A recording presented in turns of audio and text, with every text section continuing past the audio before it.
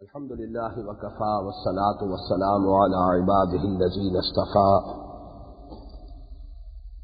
خصوصا على أفضلهم وخاتم النبيين محمد الأمين وعلى آله وصحبه أجمعين. أما بعد فقد قال الله تبارك وتعالى كما ورد في سورة المائدة: أعوذ بالله من الشيطان الرجيم بسم الله الرحمن الرحيم. يا أيها الذين آمنوا من يرتد منكم عن دينه فسوف يأتي الله بقوم يحبهم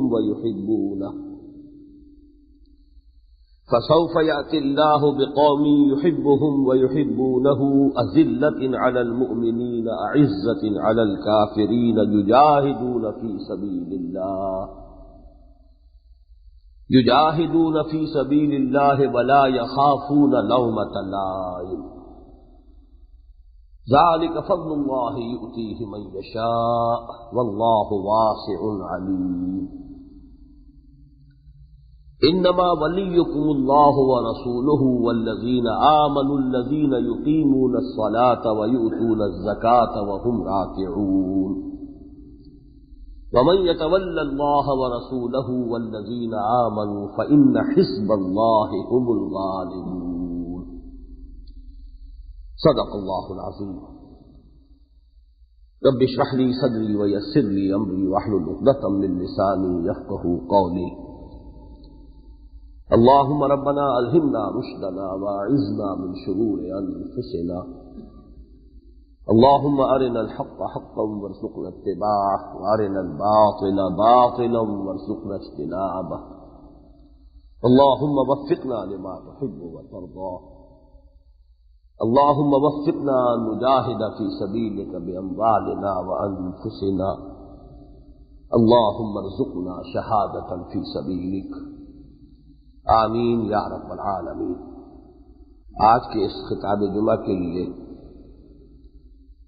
مجھے کچھ دیر پہلے تک ایک شدید الجھن رہی ہے کہ میں کس موضوع پر خطاب کروں، کیونکہ اب کچھ عرصے سے یہ جمعوں کا نظام میرا ایسا ہو گیا ہے کہ مسلسل کہیں کم ہی نوبت آتی ہے، تو کوئی مضامین کا سلسلہ چل رہا ہو تو وہ تو خود بخود طے شدہ بات ہوتی ہے.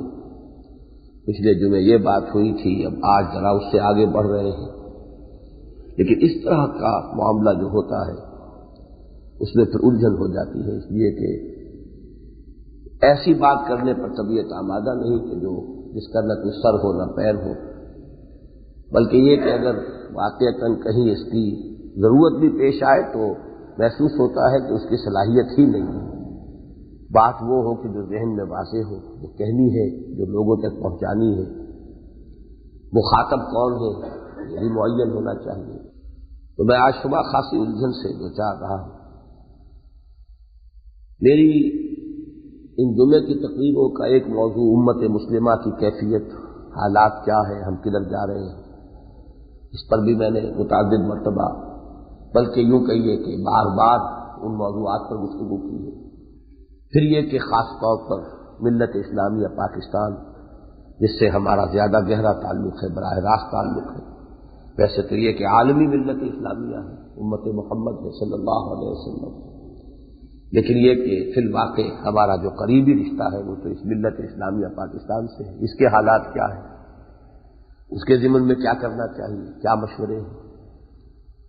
لیکن آج میں نے سوچا ہے کہ چونکہ ہمارا جو یہ جمعہ ہے خاص طور پر تنظیم اسلامی کے ایک علاقائی اجتماع کے موقع پر یہ میرا آپ سے خطاب ہو رہا ہے، تو میں نے یہ مناسب سمجھا کہ خاص طور پر اسی کی مناسبت سے میں کچھ باتیں وہ سامنے رکھوں کہ جن لوگوں کو اللہ تعالی کسی بھی ذریعے سے، کسی بھی واسطے سے دین کا پیغام پہنچا دے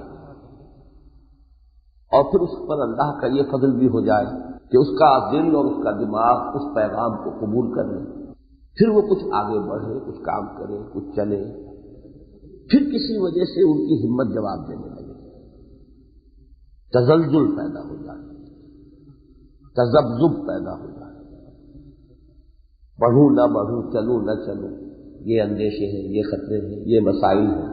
یہ خاندانی مسائل اٹھ کھڑے ہوئے ہیں، یہ معاشی مسئلہ اٹھ کھڑا ہوا ہے، یہ دوست احباب کے معاملے میں یہ صورت پیدا ہو گئی ہے۔ اگر کسی طرح کا کوئی تذبذب اور کسی طرح کا کوئی تزلزل پیدا ہو جائے تو اس قسم کی نفسیاتی کیفیت میں جو خطاب اللہ تعالیٰ نے مسلمانوں سے فرمایا ہے اس سورہ مائدہ کی ان 3 آیات میں، تو میں نے آج فیصلہ کیا ہے کہ اپنی اس گفتگو کو اصلاً انہی 3 آیات پر مرکوز رکھوں گا، البتہ یا کہ اختتام پر کچھ نہ کچھ باتیں میں اس وقت ملکی حالات ہیں اور اس سے بھی آگے بڑھ کر جو ملت اسلامیہ، عالمی ملت اسلامیہ ہے، اس کے جو مسائل ہیں ان کے بارے میں بھی عرض کروں گا۔ ایک بات تمہیداً اور نوٹ کر لیجیے کہ قرآن مجید میں ویسے تو 3 سورتیں وہ ہیں جو 3 آیات پر مشتمل ہیں، اور یہ کم سے کم یونٹ ہے قرآن مجید کی سورتوں کا، 3 آیات سے کم پر کوئی سورت مشتمل نہیں، 2 آیات پر کوئی سورت مشتمل نہیں، لیکن یہ 3 کا حصہ کچھ ہے، کچھ معنویت کا حامل ہے۔ یہی وجہ ہے کہ تسبیحات بھی رکوع میں، سجدے میں 3 ہے کم سے کم۔ تو اسی طریقے سے 3 ہی صورتیں ہیں کہ جو 3 آیات پر مشتمل ہیں، اور تینوں اپنے اپنے مضامین کے اعتبار سے نہایت اہمیت کی حامل ہیں۔ سورۃ العصر وہ تو ہماری اس پوری تحریک کی گویا کہ جڑ بنیاد ہے، اس لیے کہ وہ انجمن خدام القرآن ہو، دعوت ردود القرآن ہو، تنظیم اسلامی ہو، تحریک خلافت ہو، ان سب کی جڑ بنیاد تو در حقیقت مطالعہ قرآن حکیم کا وہ منتخب نصاب ہے جس کا نقطۂ آغاز سورۃ العصر ہے۔ لہٰذا یہاں میں نہیں سمجھتا کہ کوئی صاحب بھی ایسے ہوں گے کہ جو اس سورہ مبارکہ کی عظمت سے واقف ہوں۔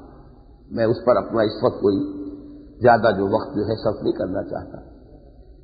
پھر سورۃ الکوثر، ذاتی جو عظمت ہے محمد الرسول اللہ صلی اللہ علیہ وسلم، اس کی بیان میں وہ بڑی جامع صورت، انا اعطیناک الکوثر، اور سورۃ النصر، حضور کی جو دعوت اور تحریک تھی، جو مشن تھا آپ کا، اس کے ضمن میں جو اس کا نقطۂ عروج ہے، اذا جاء نصر اللہ والفتح، جب وہ تحریک کامیابی اس سے دوچار ہوئی، ہمکنار ہوئی، تو سورۃ النصر جو ہے وہ اس موضوع سے متعلق ہے۔ تو تینوں یہ موضوعات اپنی جگہ پر نہایت اہم ہیں، اور 3 آیتوں کی یہ 3 سورتیں ہیں۔ لیکن اس کے علاوہ بہت سے رفقا کے لیے ہے، یہ بات میں نے پہلے بھی بیان کی ہے، جو طویل صورتیں ہیں قرآن مجید کی، ان میں بھی جگہ جگہ آپ کو 3 آیتوں کے نہایت خوشنما جیسے پھول، کسی کپڑے میں پھول کڑھے ہوئے ہیں، ہے تو اسی کے تانے بانے میں، آخر وہی دھاگا ہے، وہی تانا ہے، وہی بانا ہے، لیکن اس کی بنتی میں فرق کر کے، اور وہ کوئی پھول جو ہے کپڑے کے اندر بنا ہوا ہے۔ 3 آیات پر مشتمل بہت سے پھول ہیں قرآن مجید کے اندر جو طویل صورتیں ہیں ان میں۔ مثلاً ہمارے رفقا بخوبی واقف ہیں، اس پر پوری کتاب ہے، سورہ آل عمران کی جو 3 آیات ہیں، 101، 2، 103، 104، امت مسلمہ کے لیے سہ نکاح کی لائحہ عمل 3 آیات میں ایک نقطہ ہے۔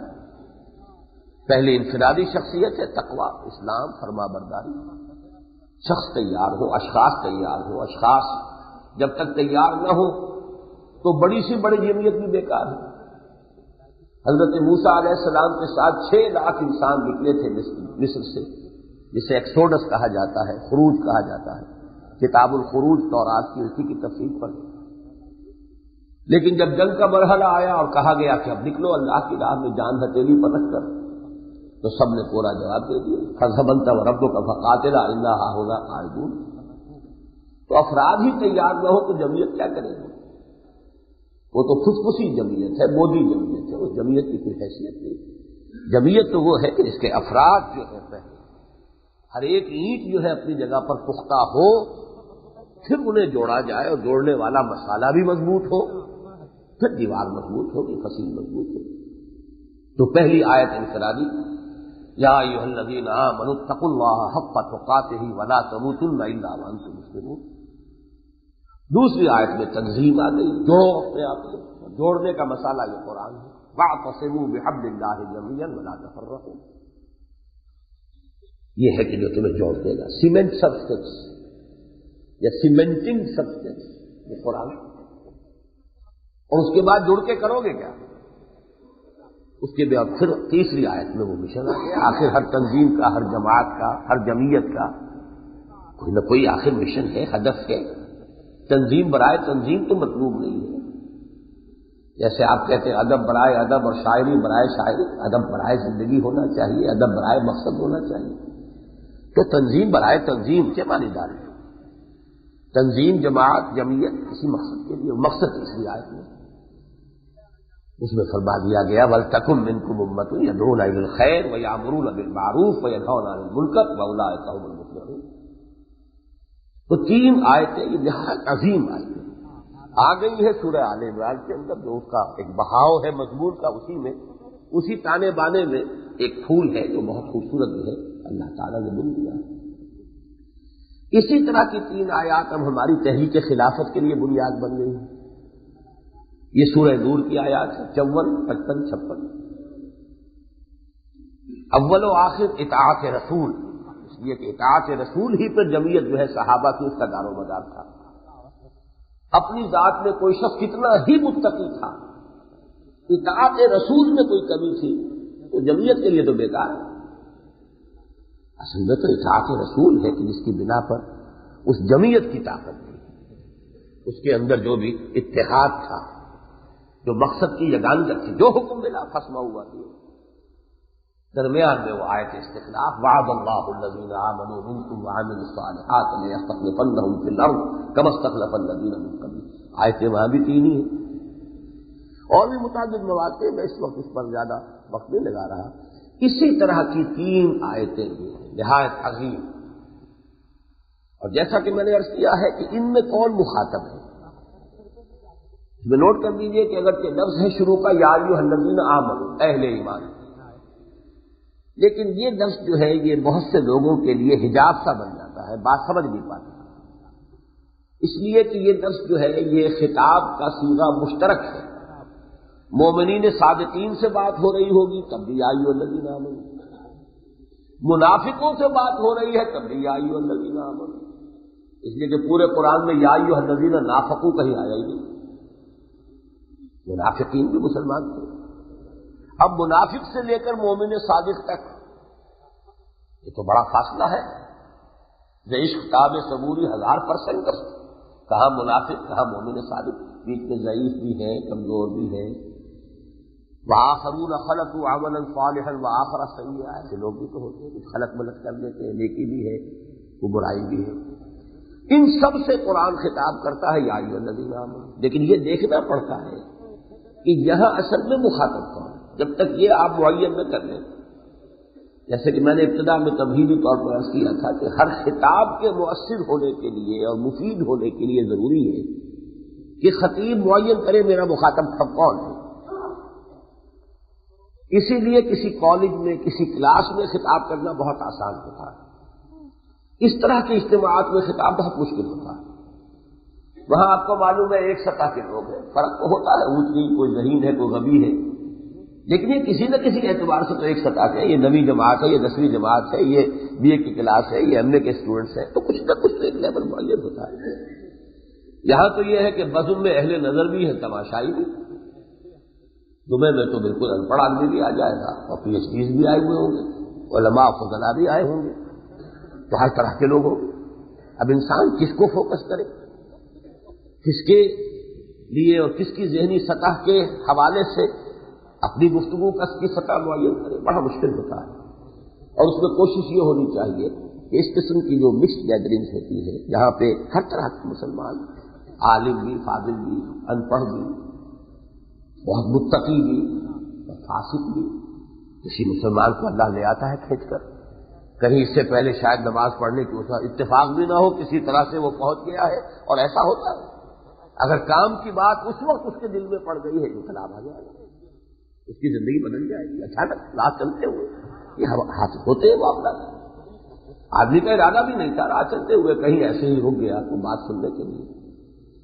یہ کہ کوئی بات ایسی تھی جا کے جیسے تیر نشانے پہ بیٹھ جاتا ہے، لگ جاتا ہے، ایسے ہی بات دل پہ جانے لگی اور اس کی زندگی میں انقلاب آ گئی.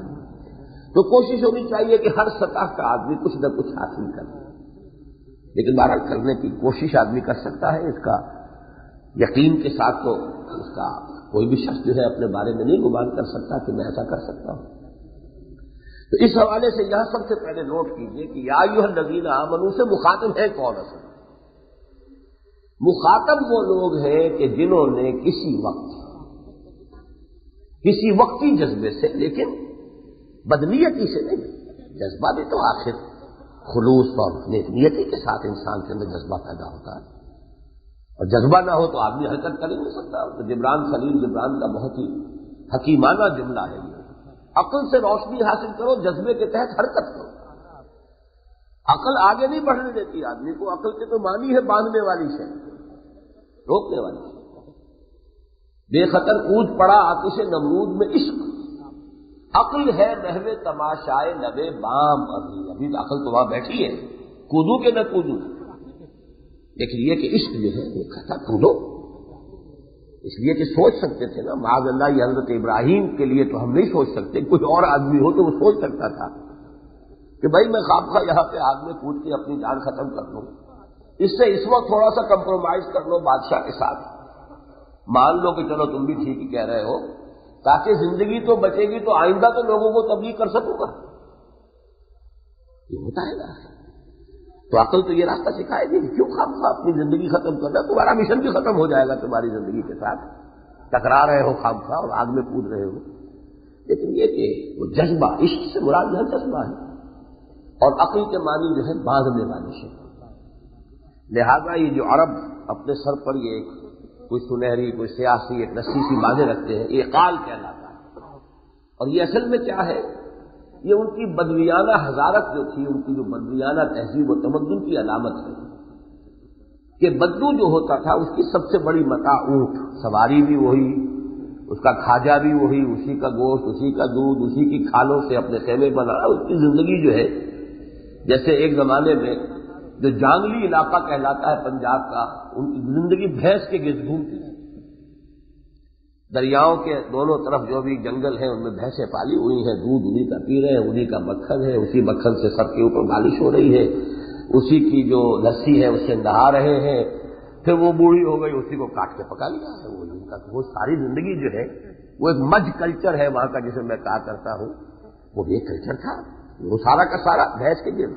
بدو کی زندگی پوری اونٹ کے گرد، تو وہ کرتا کیا تھا کہ جہاں جو بدو ہے اونٹ سے اترا، اسے کہیں راستے میں قیام کرنا ہے، اس رسی سے وہ اونٹ کا ایک پاؤں اگلا وہ باندھ دیتا ہے گھٹنا، تاکہ اونٹ بھاگ نہ سکے۔ اب وہ تین ٹانگوں پہ اچک کر ادھر سے کوئی درخت میں سے کوئی اگر پتے ہیں وہ اس میں کھا لیے، وہ ناشتہ فرما لیا، لیکن یہ کہ کہیں بھاگ نہ جائے، چاروں ٹانگیں کھلی ہوگی تو بھاگ جائے گا، اس کو وہ اقال کہتے تھے۔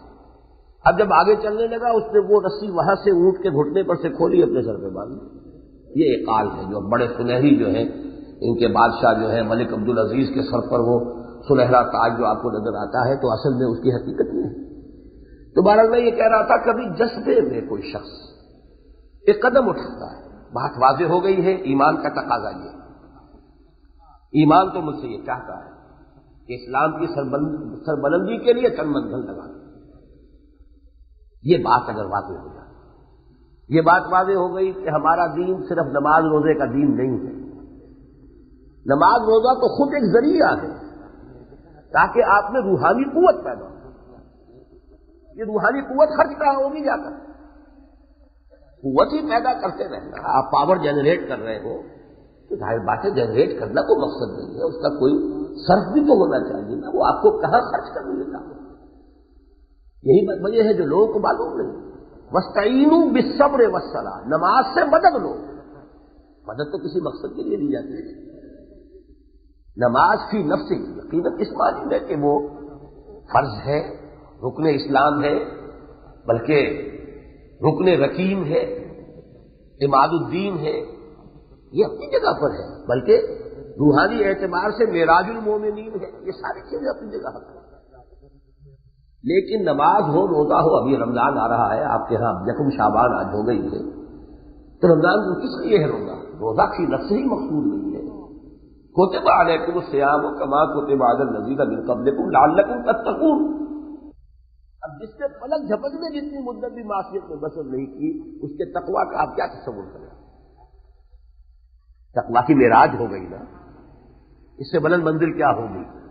گواہی جبرائیل کی ہے اور اللہ کے سامنے بات کہہ رہے ہیں، جہاں کو کٹر سے کٹر کافر، کیا ابلیس بھی جو ہے وہ جھوٹ نہیں بول سکے گا؟ تو چاہیے کہ حضرت جبرائیل سے آپ گمان کریں کہ وہ کوئی لفاظی کر رہے ہیں یا شاعری فرما رہے ہیں یا کوئی خامخواہ کی مبالغہ آرائی کر رہے ہیں۔ لم یاسے کا طرف عین، اتنا متقی شخص ہے کہ اس نے کبھی پلک جھپکنے جتنی مدت کی معصیت میں بسر نہیں۔ قال فقال اقلبها علیہ وعلیہ، حضور نے فرمایا کہ اس پر اللہ نے ارشاد فرمایا الٹو اس بستی کو پہلے اس بدبخت پر پھر دو۔ کیوں؟ فإن وجهه لم يتمع في ساعة القط، اس لیے کہ میری غیرت اور حمیت میں کبھی اس بے غیرت کا خون جو ہے جوش میں نہیں آیا، اس کے چہرے کا رنگ متغیر نہیں ہوا، یہ اپنے تقویٰ میں لگا رہا۔ مست رکھو ذکر و فکر صبح گاہی میں اسے، اللہ کا دین جو ہے وہ پامال ہوتا رہا، حدود اللہ جو ہے توڑی جاتی رہی، شریعت کی دھجیاں بکھرتی رہیں، شاعر اسلامی کا استہزاء ہوتا رہا، اور یہ لگا رہا۔ مست رکھو ذکر و فکر صبح گاہی میں اسے، اور پختہ تر کر دو مزاج خانقاہی میں اسے۔ تو یہ بڑا مجرم ہے دوسروں کی نسبت۔ کیا تم میرے معبودوں کو چھوڑ رہے ہو؟ ورنہ یہ کہ میں تمہیں رجم کر دوں، لارجمنک، میں تمہیں سنسار کر دوں، واہجرنی ملیہ، کم سے کم یہ کہ میری نگاہوں سے دفاع ہو، ورنہ میرے سامنے رہے تو میں شاید ضبط نہ کر سکوں اپنی جو اس کے اندر اپنے بتوں کی حمیت تھی، میرے معبودوں کو غلط کہتے ہیں، لہذا میں تمہیں رجم کر دوں۔ تو پہلی آزمائش تو گھر والوں کی طرف سے آتی ہے۔ اس حوالے سے جان لیجئے، ایک تو وہ آدمی ہے جس کے اندر وہ عزیمت ہے، ارادہ ہے، پختگی ہے، جو بات میں نے اختیار کی ہے سمجھ کر کی ہے، حق سمجھ کر اس کو قبول کیا ہے، اب تو یہی کچھ ہوگا، چاہے کوئی ناراض ہو، چاہے کوئی راضی ہو، چاہے کسی کو پسند ہو، چاہے کسی کو ناپسند ہو، چاہے کوئی ساتھ دے، چاہے کوئی ساتھ چھوڑ جائے۔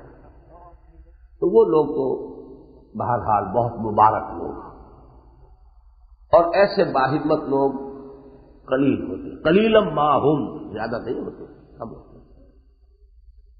زیادہ لوگوں کا حال یہ ہوتا ہے کہ حق جو ہے وہ دل کو اپیل کر گیا، بات صحیح ہے، ٹھیک ہے، میرا دماغ بھی مان رہا ہے، دل بھی مان رہا ہے، چلو۔ جب چلنے کی نوبت آئی اور یہ امتحانات آئے تو ٹھٹک گئے، اور ٹھٹکنے کے بعد اگلا مرحلہ آتا ہے پسپائی۔ یہ پسپائی جو ہے، جن میں یہ پسپائی ہو رہی ہو، در حقیقت وہ لوگ مخاطب ہیں ان کی آیات میں۔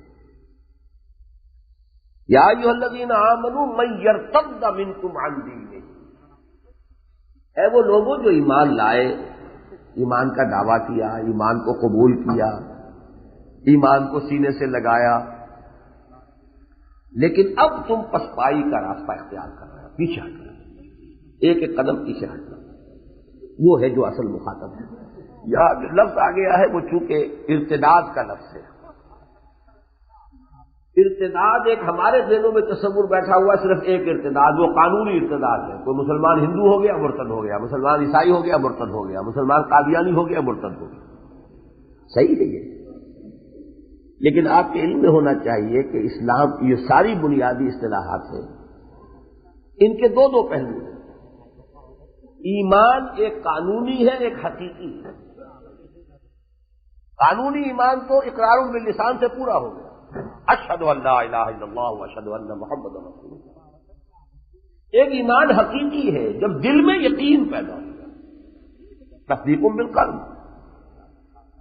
قالت الاعراب آمنا قل لم تؤمنوا ولكن قولوا اسلمنا ولما يدخل الايمان في قلوبكم۔ یہ بدو کہہ رہے ہیں کہ ہم ایمان لے آئے، نبی ان سے کہہ دیجئے تم ایمان ہرگز نہیں لائے ہو، بالکل اس اپنے مغالطے میں مبتلا نہ ہو، اپنے آپ کو دھوکہ مت دو، تم یہ کہہ سکتے ہو کہ ہم مسلمان ہو گئے، ہم نے اطاعت قبول کر لی ہے، وَلَمَّا يَدْخُلِ الْإِيمَانُ فِي قُلُوبِكُمْ، اب تک ایمان تمہارے دلوں میں داخل نہیں ہوا۔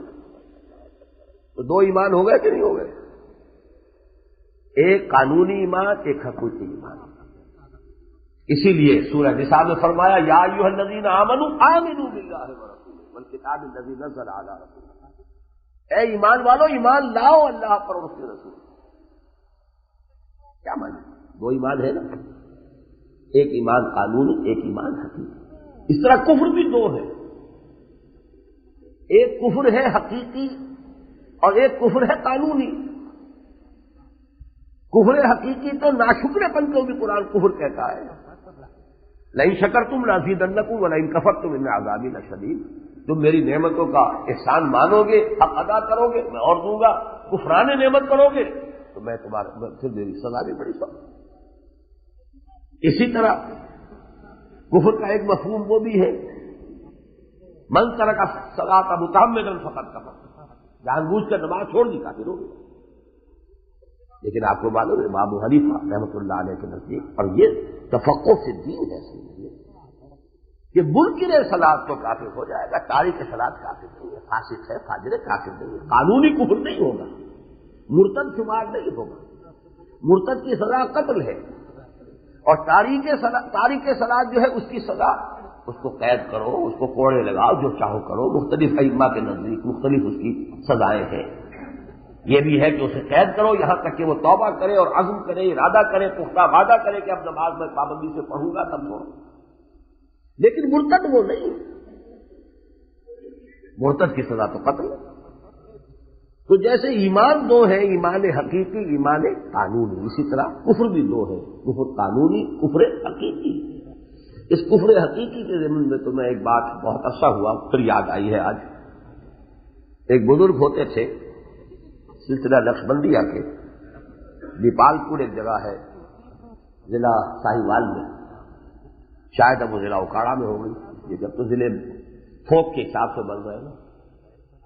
وہ ایک بات کہا کرتے تھے، سائیں عبدالرزاق صاحب، ویسے وہ امی تھے بئی مانا کہ انہوں نے کوئی دنیاوی تعلیم حاصل نہیں کی ہے، لیکن حقائق اور معارف ان کی زبان پر بڑے سادہ الفاظ میں بڑی خوبصورتی کے ساتھ جاری ہوتے تھے۔ تھے وہ رانگڑ، روہتک کے رانگڑ، زبان ان کی وہ تھی۔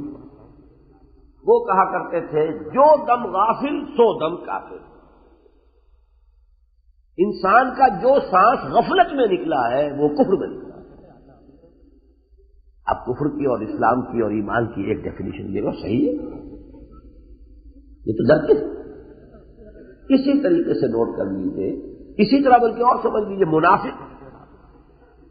منافق کٹا کافر ہوتا ہے، کٹر، لیکن کافر حقیقی ہوتا ہے، کافر قانونی نہیں ہوتا۔ بلکہ عبداللہ ابن ابی کی نماز جنازہ پڑھا دی محمد رسول اللہ صلی اللہ علیہ وسلم، اپنا کرتا دے دیا، قانوناً تو مسلمان تھا۔ منافق بھی قانوناً مسلمان ہے، حقیقتاً اس کے کافر ہونے میں کیا شک ہے؟ ذالک بانہم آمنوا ثم کفروا فطبع علی قلوبہم فہم لا یفقہون۔ لیکن وہ مرتد نہیں کہیں مانے گئے، مرتد کی سزا نہیں دی گئی، یہ کہ قانوناً تو مسلمان ہے۔ اسی طرح ارتداد ہے، ایک ہے قانونی ارتداد، ایک شخص ہندو ہو جائے آج سے وہ یہ اعلان کر دے کہ میں اسلام چھوڑ رہا ہوں، عیسائی ہو رہا ہوں، اور یہ آپ کو معلوم ہونا چاہیے حضور کے زمانے میں بھی ہو گیا تھا۔ حضرت ام حبیبہ کا جو شوہر تھا، اب آپ سمجھیے کہ سابقون الاولون میں سے شمار ہوگا نا، جو مکی دور کے آغاز میں ایمان لایا۔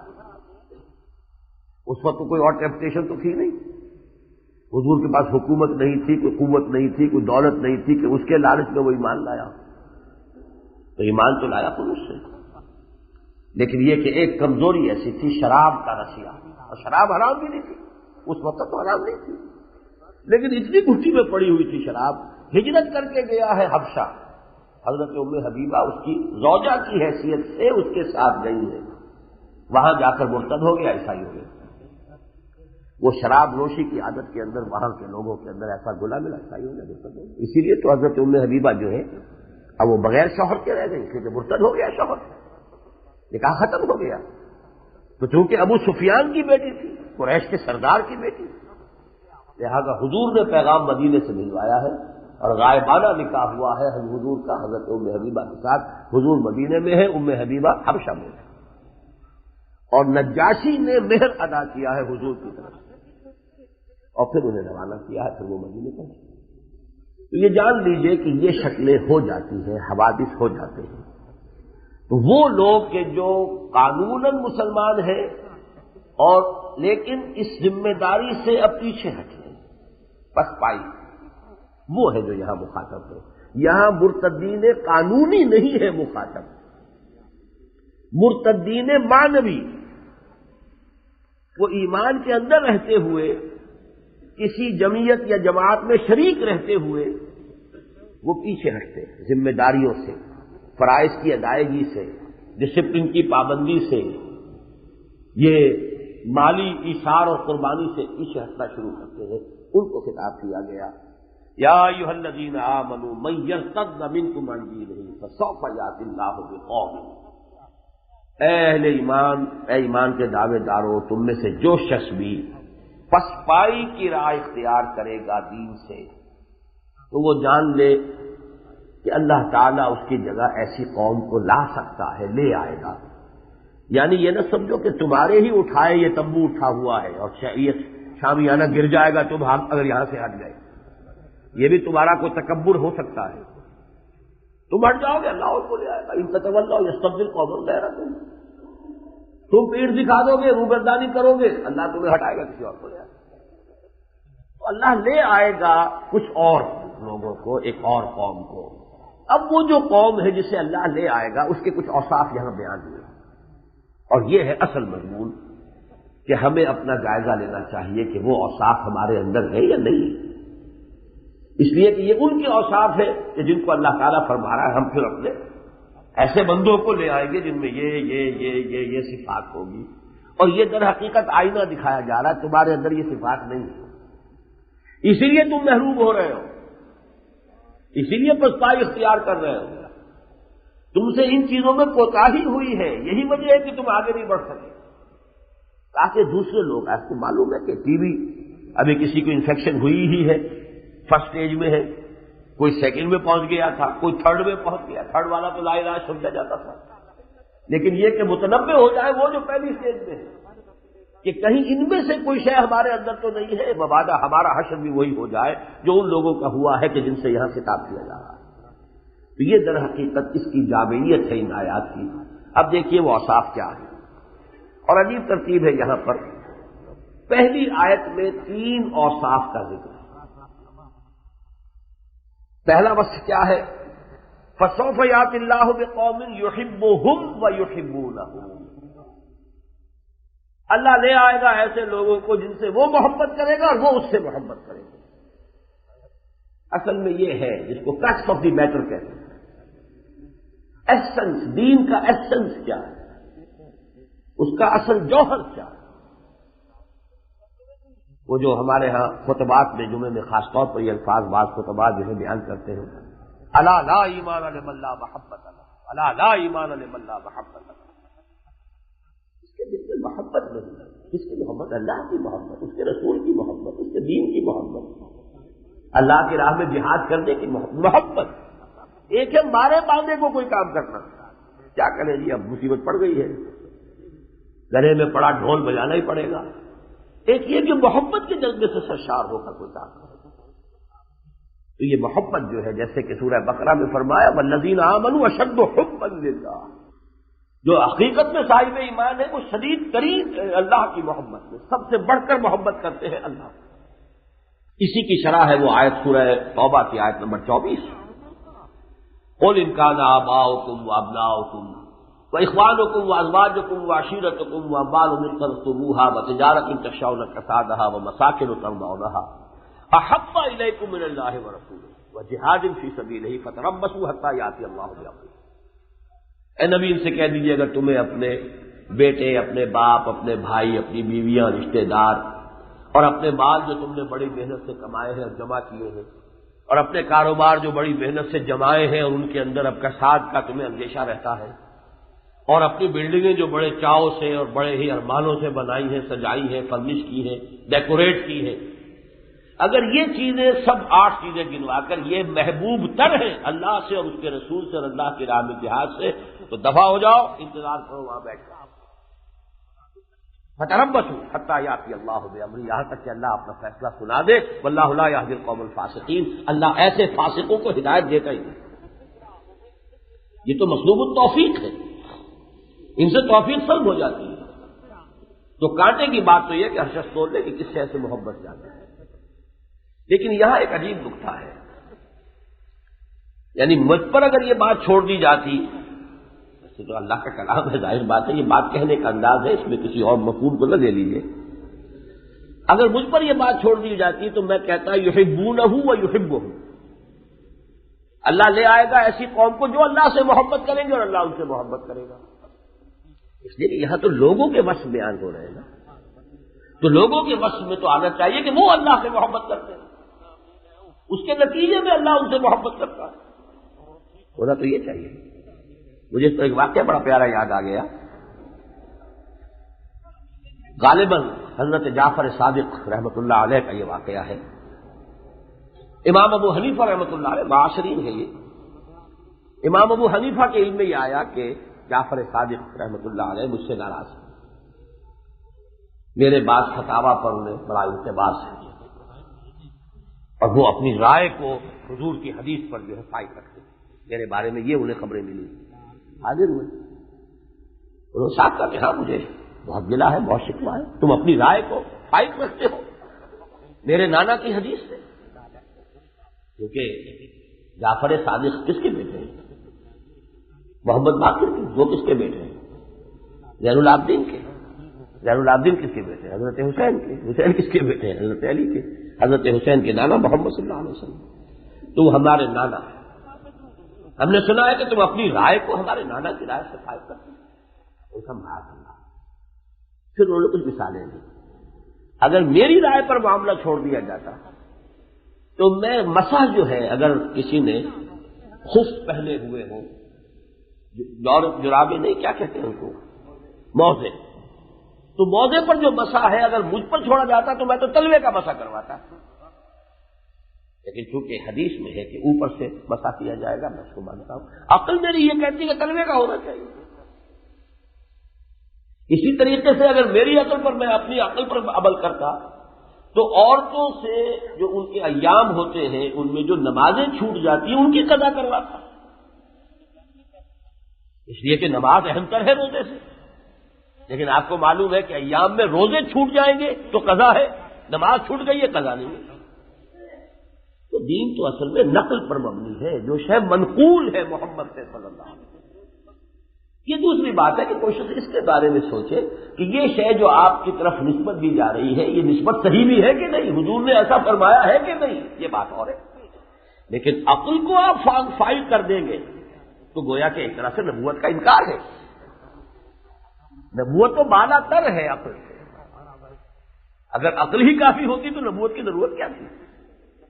یہ تو نقل ہے، دین نقل ہوا ہے، منتقل ہوا ہے، اللہ سے منتقل ہوا جبرائیل کو، جبرائیل سے منتقل ہوا محمد کو، محمد سے منتقل ہوا صحابہ کو، صحابہ سے منتقل ہوا تابعین کو، تابعین سے منتقل ہوا تابع تابع، یہ تو نقل ہے، نقل چلا آ رہا ہے۔ تو اصل میں تواتر جو ہے ہمارے ہاں وہی تو سب سے بڑی دلیل ہے، لیکن تواتر کا مطلب ہی نقل ہے۔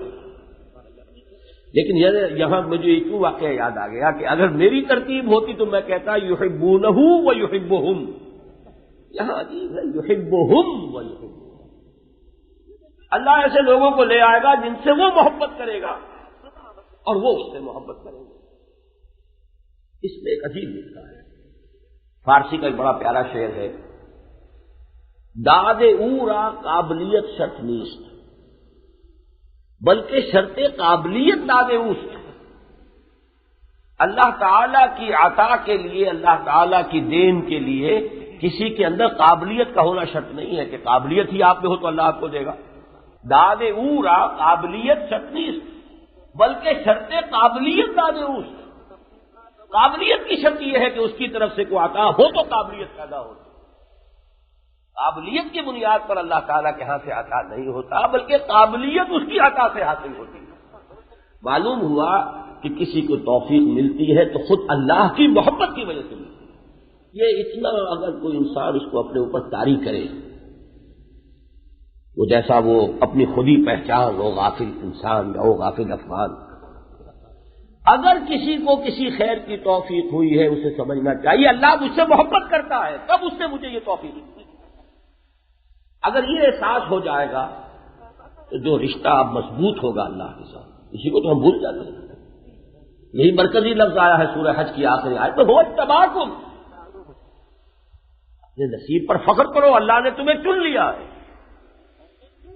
لاکھوں انسان بس رہے ہیں، کسی کے دل میں یہ خیال نہیں آیا، تمہارے دل میں خیال ڈالا، you are the chosen one, تمہیں تو اللہ نے پسند کیا۔ یہ بہت بڑی بات ہے، بہت بڑی مہربانی ہے۔ غفلت ہی طاری رہی، کبھی لاٹری نکلی ہی نہیں۔ میری مراد لاٹری سے آپ سمجھ رہے ہیں، اللہ کی طرف سے لاٹری نکلتی ہے، اللہ نے آپ کو توفیق دی ہی نہیں۔ ایک یہ کہ دی اس نے توفیق، اب اس کی قدر کو پہچانو، اب اس کا حق ادا کرو۔ پھر وہی آیت میری زبان پر آ رہی، لئن شکرتم لازیدنکم، ہماری اس توفیق کی اگر قدر کرو گے، اس کا احسان مانو گے، اس کا حق ادا کرو گے، ہم اور دیں گے، اور توفیق دیں گے۔ فَسَنُيَسِّرُهُ لِلْيُسْرَىٰ، آسانی پر آسانی بڑھاتے چلے جائیں گے، مشکلات ختم کرتے چلے جائیں گے۔ ناقدری کرو گے تو پھر ہماری سزا بھی سخت ہے۔ اصل میں یہ ارتداد معنوی گویا کہ سب سے بڑی ناقدری۔ تو فرمایا یحبہم ویحبونہ، اللہ ان سے محبت کرے گا، وہ بھی اللہ سے محبت کریں گے۔ یہاں ایک اور نقطہ بھی دل میں رکھیے جو بارہا میں، یہ جو رب اور بندے کا تعلق ہے اس میں یہ الفاظ استعمال کیا کرتا ہوں نا، یہ بائی لیٹرل ریلیشن شپ ہے، یہ یک طرفہ نہیں۔ تم اللہ کی مدد کرو گے، اللہ تمہاری مدد کرے گا۔ ان تنصروا اللہ ینصرکم، تم اللہ کو یاد کرو، اللہ تمہیں یاد کرے گا۔ فاذکرونی اذکرکم، حدیث قدسی میں الفاظ آتے ہیں، بندہ میری طرف چل کر آتا ہے، میں دوڑ کر آتا ہوں، بندہ میری طرف بارش پر آتا ہے، میں ہاتھ پر آتا ہوں، بندہ اپنا رخ مجھ سے موڑ لیتا، میں بھی موڑ لیتا ہوں، بندہ توبہ کرتا ہے، رجوع کرتا ہے میری طرف، میں بھی اپنا رخ اس کی طرف کر لیتا ہوں۔ یہ تمام الفاظ دو طرفہ ہیں، بندہ شکر کرتا میں بھی شکر کرتا ہوں، اللہ شکور ہے، بہت قدردان ہے۔ تو یہ دو طرفہ جتنی آپ اس میں کرتے چلے جائیں گے، یہ ایک بائی لیٹرل ریلیشن شپ ہے، اسی کا یہاں پر بھی آیا ہے، یحبہم ویحبونہ، دونوں طرف ہے آگ برابر لگی ہوئی، اسی میں ہے نا لطف، تو اسی میں ہے۔ اللہ ان سے محبت کرے گا، وہ اللہ سے محبت کرے گا۔ نمبر 2، اذلۃ علی المؤمنین اعزۃ علی الکافرین۔ دیکھیے ایک جس کو ہم کہتے ہیں نا 3 ڈائمینشنل کانسیپٹ، یہ ہمارا ہال ہے، کریے سب ستون وغیرہ بیچ میں کھڑے ہوئے، اوپر کا ہال تو ایک ہی ہال ہے، اس میں تو 3 ڈائمینشن نظر آئیں گی، لمبائی، چوڑائی، اونچائی۔ تو ایک تو یہ اونچائی کی ڈائمینشن ہے، اللہ اور بندے کا تعلق، یحبہم ویحبونہ۔ دوسری ڈائمینشن کیا ہے؟ اب جو جمعیت قائم ہوئی، جو جماعت قائم ہوئی، ہم خیال، ہم مقصد لوگوں کی، جو اللہ کے شیدائیوں کی، اللہ کے دیوانوں کی، اللہ کے عاشقوں کی، اللہ کے وفاداروں کی، وہ جو ایک جمعیت قائم ہوئی ہے، اب سیکنڈ ڈائمینشن وہ ہے اذلۃ علی المؤمنین عزۃ علی الکافرین، اہل ایمان کے حق میں بہت نرم خو، کندھے جھکے ہوئے ہیں۔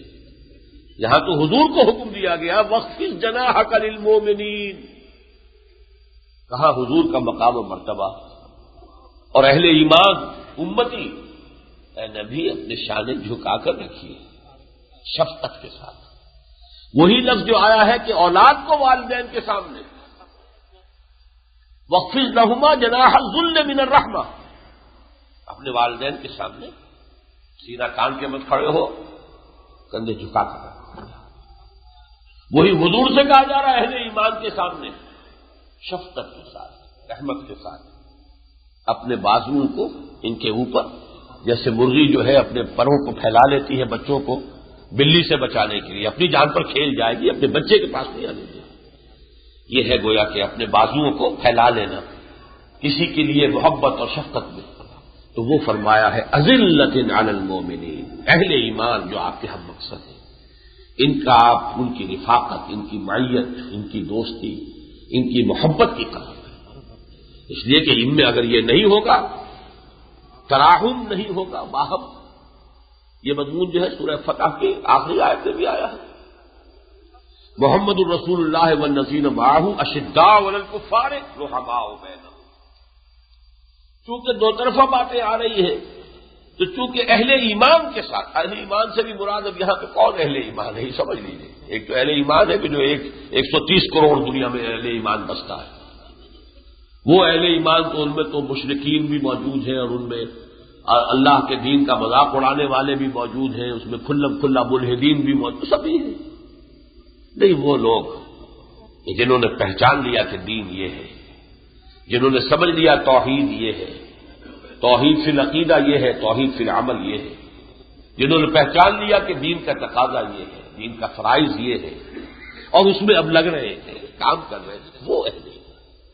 پھر میں عرض کر رہا ہوں کہ یہ لفظ جو ہے عام طور پر جب تک کہ سمجھا نہ جائے یہاں کون سے اہل ایمان مراد ہے، تو اس آیت کا جو اصل مفہوم ہے وہ نکھر کر آتا ہی نہیں، وہ جنرلائزیشن کے غبار میں گم ہو جاتا اصل مفہوم، جب تک کہ تعین کے ساتھ معلوم نہ ہو کہ یہاں اہل ایمان کون ہے، کن کے بارے میں گفتگو ہو رہی ہے. تو اذلۃ علی المؤمنین، اقبال نے اس کی جو تعبیر کی ہے وہ حلقہ یاراں تو بریشم کی طرح نرم، نظم حق و باطل ہو تو فولاد ہے. اہل ایمان کا حلقہ ہے، اپنے ہم خیال ہم مقصد لوگوں کا حلقہ ہے تو نرم خو. لیکن یہ کہ اگر وہ لوگ، اب یہاں پہ کافر بھی کون سے مراد ہیں؟ ایک کافر وہ ہے کہ جو معاند نہیں ہے، آپ کا راستہ نہیں روک رہا. ایک کافر وہ ہے جو معاند ہے، مخالف ہے، جو اللہ اور اس کے رسول کے ساتھ مظاہرہ کر رہا ہے ان کے خلاف. سورہ ممتحنہ میں ان دونوں میں فرق کیا گیا ہے. ایسے کافر کہ جو اللہ کے خلاف، اللہ کے دین کے خلاف ایکٹیو نہیں ہے، ان کے ساتھ دوستی تو نہیں، حسن سلوک حسن معاشرت سے روکا نہیں گیا. ہاں جو معاند ہو، مخالف ہو، راستہ روک رہا ہو، تو چاہے سگا باپ ہو، اگر اس سے ذرا بھی محبت دل میں رہ گئی تو ایمان کی نفی ہو جائے. یہ رشتے اگر کٹے نہیں، دین کی تلوار سے اگر یہ رشتہ نہیں کٹا تو کٹا کیا پھر؟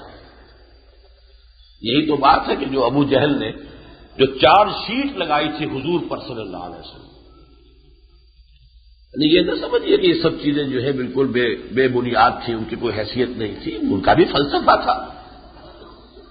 ابو جہل اپنی جگہ اپنے آپ کو بہت مخلص سمجھتا تھا، اس لیے کہ یہ جنگ کا موقع ایسا ہوتا ہے جو انسان کی اصل حقیقت اندر کی جو ہوتی ہے وہ سامنے آ جاتی ہے. اگلا دن ہے جو جنگ آنی ہے، کیا پتہ کون جیے گا کون مرے گا. اس نے دعا کی ہے اس نے، جبکہ حضور نے وہ طویل ترین دعا کی ہے. وہ جو عریش ایک جھونپڑی بنا دی گئی تھی گھاس پھوس کی، رات کو طویل ترین سجدہ کیا، دعا کی. حضرت ابو بکر ننگی تلوار لے کر پہرا دے رہے تھے. اسی مرتبہ میں ہو کے آیا ہوں تو اگرچہ اب جو راستہ بن گیا ہے مدینہ روڈ، وہ تو بڑی نئی ہائی وے ہے، طریق الہجرہ ہے، اس پر بدر نہیں آتا. لیکن اس دفعہ میں گیا خاص طور پر اہتمام کے ساتھ بدر سے ہو کر، تو وہاں بڑی شاندار مسجد بن چکی ہے، اس کا نام ہی مسجد عریش، بڑی شاندار.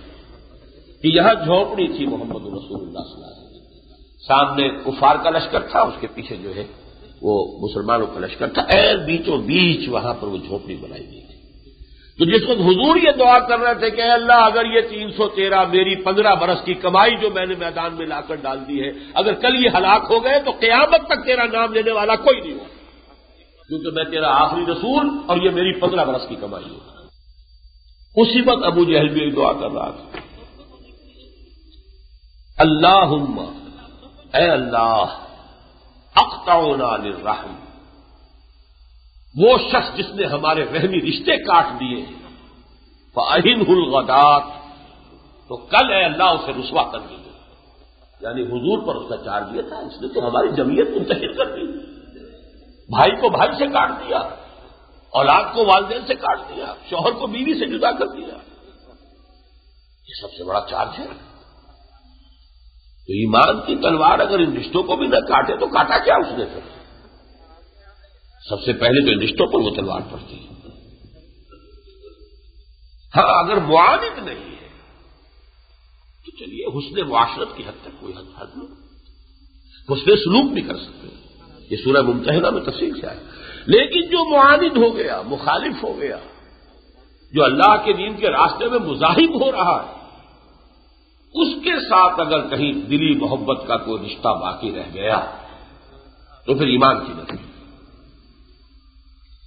یہ دو طرفہ معاملہ ہوا. ایک ڈائمنشن یحبہم و یحبونہ، اور نمبر دو اعزۃ علی المومن، اذلۃ علی المومنین اعزۃ علی الکافرین، دو طرفہ معاملہ. اب تیسری چیز ہے یجاہدون فی سبیل اللہ ولا یخافون لومۃ لائم. دیکھیے قرآن کا چونکہ خاص اسلوب ہے، چونکہ دو حصوں میں بات آ رہی تھی، یہاں اگرچہ دو اسپیکٹس نہیں ہے لیکن اس کو دو حصوں میں بیان کر دیا ہے. اللہ کی راہ میں جہاد کرتے ہیں، اللہ کی راہ میں تن من دھن، اپنا وقت، اپنی صلاحیت، اپنے وسائل، جو بھی حیثیت اللہ نے دی ہے. حیثیت بھی تو، حیثیت عرفی بھی تو ایک بہت بڑی نعمت ہے اللہ کی دی. ایک آدمی ہے جسے لوگ پہچانتے ہیں، اس کا یہ پہچان میں آنا بھی بہت بڑی نعمت ہے. اس کو ذریعہ بنائے اس تک دین کو، پیغام کو پہنچانے کا. حضرت ابوبکر کیوں کامیاب ہوئے؟ عشرہ مبشرہ میں سے 6 چوٹی کے صحابہ لا کر حضور کی جھولی میں ڈالے ہیں ابوبکر نے. حیثیت عرفی تھی، بڑے سرمایہ دار تھے، بڑے بڑے تاجروں میں شریک شامل تھے، اور جو بھی ان کی قبائلی حکومت تھی اس میں ایک اہم عہدہ تھا ان کے پاس. قتل کے مقدمات میں، قبائلی زندگی میں آپ کو معلوم ہے سب سے زیادہ سینسٹیو معاملہ یہی ہوتا ہے، قتل کا مقدمہ. اس میں دیت کا فیصلہ ابوبکر کرتے تھے کہ اس مقتول کی دیت کتنی ہوگی. 100 اونٹ دیے جائیں گے، 2000 دیے جائیں گے، 10 دیے جائیں گے. اس کا تعین کرنا کسی کی جان کی قیمت کا یہ کس قدر سینسٹیو جو ہے عہدہ ہے، اور یہ ابوبکر کے پاس تھا. تو حیثیت عرفی تھی، جس کو اللہ نے وہ حیثیت دی ہے اس حیثیت کو اس کام کے لیے استعمال کریں. کوئی عالم دین ہے، مرجع ہے، لوگ رجوع کرتے ہیں اس کی طرف، اب وہ اپنے اس مقام کو، حیثیت کو استعمال کرے اس کام کے لیے. کسی کو اولاد دی ہے اللہ نے، صاحب اولاد ہے، اس اولاد کو اس کام میں لگا. دولت دی ہے، دولت کو اس کام میں لگا. تو یہ کہ یجاہدون فی سبیل اللہ، لیکن اس کا بھی ایک دوسرا اسپیکٹ بیان کر دیا، ولا یخافون لومۃ لائم، اور کسی ملامت کرنے والے کی ملامت سے خوف نہ کھائے.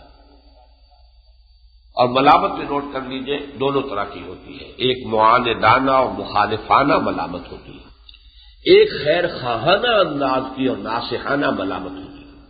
ایک تو کوئی شخص آپ پر تان اور طنز کے تیر برساتا ہے، دقیانوسی لوگ ہیں، پاگل ہیں، جنونی ہیں، بے وقوف ہیں، انہیں دنیا کا پتہ نہیں ہے، دنیا کہاں جا رہی ہے، یہ کیا دین کی باتیں لے کر بیٹھ گئے ہیں. ایک ہوتا ہے ناصحانہ اور خیر خواہانہ، بھائی خدا کے بندے عقل سے کام لو، زندگی اس کام کے لیے ہے. تم نے کوئی گھر ہی نہیں بنایا آج تک، تمہاری بچیاں ہیں، ہاتھ پیلے کرنے ہیں ان کے، کیا ہے پسند آج کیا تم نے لگا دیا اپنے آپ کو پاگلوں کی طریقے سے. یہ پاگل کے لفظ میں خاص طور پہ یہ کہہ رہا ہوں کہ کہتے تھے وہ پاگل. وَإِذَا قِيلَ لَهُمْ آمِنُوا كَمَا آمَنَ النَّاسُ قَالُوا أَنُؤْمِنُ كَمَا آمَنَ السُّفَهَاءُ، جب ان منافقوں سے کہا جاتا تھا کہ سیدھے طریقے سے جیسے دوسرے لوگ ایمان لائے ویسے تم بھی ایمان لاؤ، وہ کہتے تھے کیا ہم ان بے وقوفوں کی طرح ایمان لائیں؟ یہ تو سفیہ ہے، بے وقوف. انہیں اپنے نفع اور نقصان کا خیال نہیں، انہیں اپنے مستقبل کا خیال نہیں، انہیں اپنے کیریئر کا خیال نہیں، انہیں اپنی اولاد کے مستقبل کا خیال نہیں. تو پاگل ہے، بے وقوف. تو جو دنیا کہے، ایک تو وہ انداز تو میں نے بتایا کہ ایک مخالفانہ انداز اور ایک ناصحانہ انداز. اب اس میں ایک شعر میں اصل میں اسے خوب سمویا ہے فیض نے، چھوٹا نہیں غیروں سے کوئی ناوی کے دشنام، اور چھوٹی نہیں اپنوں سے کوئی طرز ملامت. اپنے بھی ملامت کرتے ہیں، کیا ہو گیا تمہیں، کوئی ہوش کے داخل لو، کچھ سوچو، کوئی مستقبل کی بات، کوئی بچوں کا معاملہ. اور ایک یہ ہے کہ دوسرے گالیاں دیتے ہیں، پاگل بے وقوف لوگ، دقیانوسی لوگ، اگلے وقتوں کے ہیں یہ لوگ، انہیں کچھ نہ کرو. ایک شخص جب تک ان دونوں چیزوں سے بلند نہیں ہو جائے گا وہ اس راستے پہ آگے نہیں بڑھ سکتا. میں نے جیسا کہ عرض کیا تھا، یہ آیت اصل میں وہ جو پٹ فالز ہیں، جہاں گڑھے میں انسان گرتا ہے، ان کی نشاندہی ہو رہی ہے کہ جو بھی ارتداد جنہوں نے اختیار کیا ہے، جنہوں نے پسپائی اختیار کی ہے، ان میں سے کسی ایک سبب کی وجہ سے کیا ہے. اے مسلمانوں وارن کیا جا رہا ہے. دیکھو وہ تو تھرڈ سٹیج کو پہنچ گئے لیکن کسی میں اگر کسی فرسٹ سٹیج میں بھی اگر یہ انفیکشن ہے تو وہ متنبع ہو جائے، اچھی طرح خبردار ہو کر اس کے بارے میں اس کی فکر کرے، علاج کی. آخر میں فرمایا ذالک فضل اللہ یؤتیہ من یشاء. دیکھیے جہاں سے بات شروع ہوئی تھی وہیں لوٹا دی. اسے کہتے ہیں العود الی البد. آیت میں پہلی بات کیا آئی تھی؟ یحبہم، اللہ ان سے محبت کرتا ہے، انہیں توفیق دیتا ہے. آخر میں فرمایا ذالک فضل اللہ یؤتیہ من یشاء. یہ اللہ کا فضل ہے، جس کو چاہتا ہے دیتا. فضل دیتا. البتہ فضل خداوندی جو ہے اللہ خود چونکہ معاذ اللہ ثم معاذ اللہ اندھا بہرا نہیں ہے. واللہ واسع علیم، اللہ بہت وسعت والا ہے اور ہر شے کا جاننے والا ہے. وہ جانتا ہے کون اہل ہے اس فضل کا. اس لیے کہ نااہلوں کو دیکھ کر تو کسی شے کی ناقدری کروانی ہے نا. اللہ کی اگر یہ فضل بھی در حقیقت ایک طرف تو یہ کہ اس کے فضل کے خزانے عطا ہیں، مانگو اس کے فضل سے جو مانگنا. مجھ سے لوگ کبھی کبھی اور اکثر سوال کرتے ہیں، اب بھی کر رہے تھے ایک صاحب حرم میں بیٹھ کر کہ اگر کسی کی طرف سے عمرہ کرنا، میرے بھائی یہ عمرے کرنا کسی کی طرف سے اس کی کوئی دلیل نہیں ہے. دلیل جس کی ہے سب سے بڑی شے اللہ سے دعا مانگو. دعا پہ اللہ تعالیٰ نے کوئی حد رکھی نہیں، جو چاہو مانگو، جتنا چاہو مانگو. عمرہ کرو خود، نماز پڑھو خود، سمجھے آپ. صدقہ خیرات کا معاملہ ہو سکتا ہے براہ راست ایصال ثواب، لیکن بدنی عبادت جو ہے، آپ نے بدنی عبادت کی ہے، اب آپ کہیں اے اللہ میری اس نماز کا ثواب اسے پہنچا دے. تو یا تو آپ کو اپنی نماز کے بارے میں بڑا ذوق ہے کہ بڑی اونچی نماز آپ نے پڑھی ہے، پتہ نہیں یہ نماز کسی ڈھیلے کی قیمت کی ہے بھی کہ نہیں کہ جو تم نے پڑھی ہے اس کا ثواب پہنچا رہے ہو، آگے ہے ہی کچھ نہیں، پہنچے گا کیا وہ. تو اللہ سے مانگتے کیوں نہیں؟ اے اللہ مغفرت کرنا، اے اللہ معاف کرنا. اس کے خزانے تو عطا ہے، کوئی لمیٹڈ تو نہیں ہے. دعا مانگو جتنی مانگنی ہے. تو مالی معاملات کے اندر معاملہ مختلف ہے، بدنی معاملات میں معاملہ مختلف ہے. بہرحال واسع علیم، اللہ سب کچھ وسعت رکھتا ہے، ہر سمائی اس کی، اور علیم.